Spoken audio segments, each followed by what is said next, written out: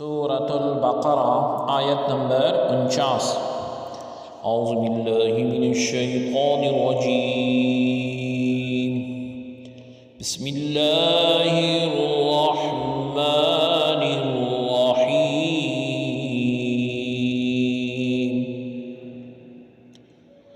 وَإِذْ نَجَّيْنَاكُمْ مِنْ آلِ فِرْعَوْنَ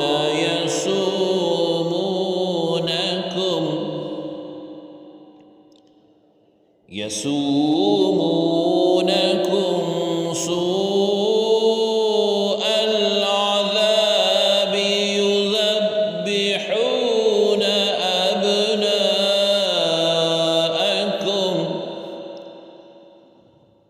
أَبْنَاءَكُمْ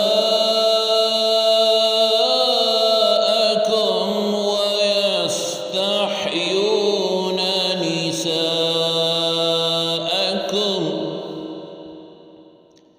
وَفِي ذَلِكُمْ بَلَاءٌ مِّن رَّبِّكُمْ عَظِيمٌ۔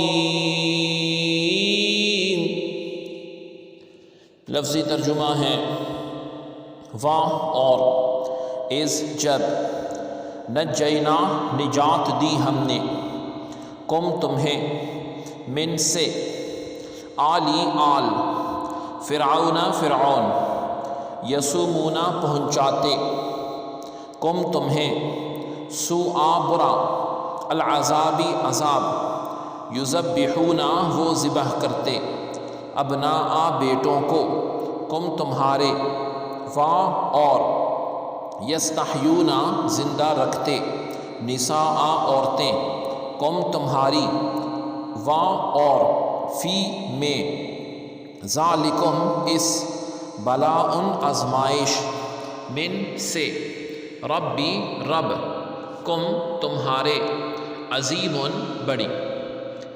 بامحاورہ ترجمہ ہے اور وہ وقت بھی یاد کرو جب ہم نے تمہیں قوم فرعون سے نجات بخشی جو تمہیں انتہائی سخت عذاب دیتے تھے، تمہارے بیٹوں کو ذبح کرتے اور تمہاری بیٹیوں کو زندہ رکھتے تھے، اور اس میں تمہارے پروردگار کی طرف سے بڑی کڑی آزمائش تھی۔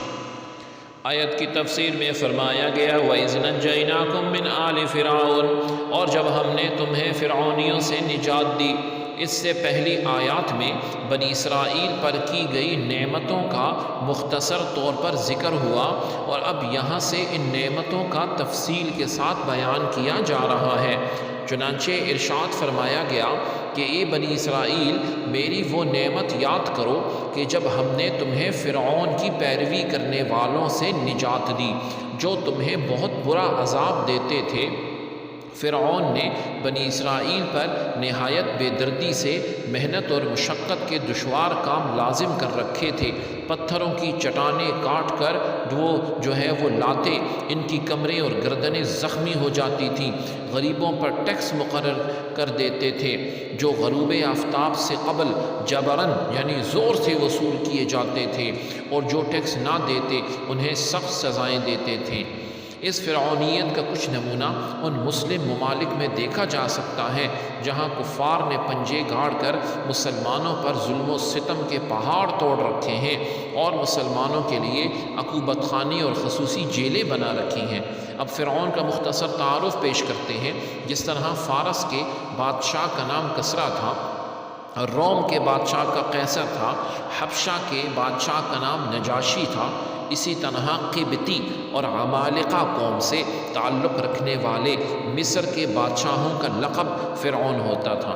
حضرت موسیٰ علیہ السلام کے زمانے کے فرعون کا نام جو تھا وہ ولید بن مصعب بن ریان تھا، اور اسی آیت میں اسی کا ذکر ہے۔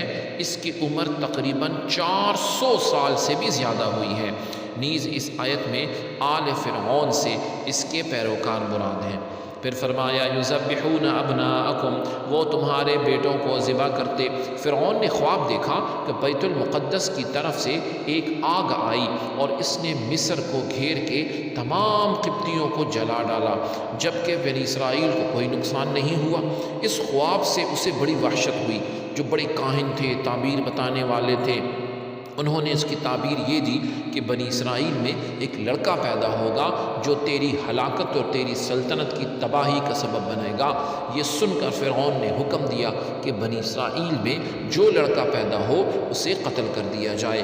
یوں ہزاروں کی تعداد میں بچے قتل کیے گئے۔ قدرت الہی سے اس قوم کے بوڑھے جلد مرنے لگے تو قبطی سرداروں نے گھبرا کر فرعون سے شکایت کی کہ ایک طرف بنی اسرائیل میں موت کی کثرت ہو گئی ہے، دوسری طرف ان کے بچے بھی قتل کیے جا رہے ہیں، اگر یہی صورتحال رہی تو ہمیں خدمتگار کہاں سے ملیں گے؟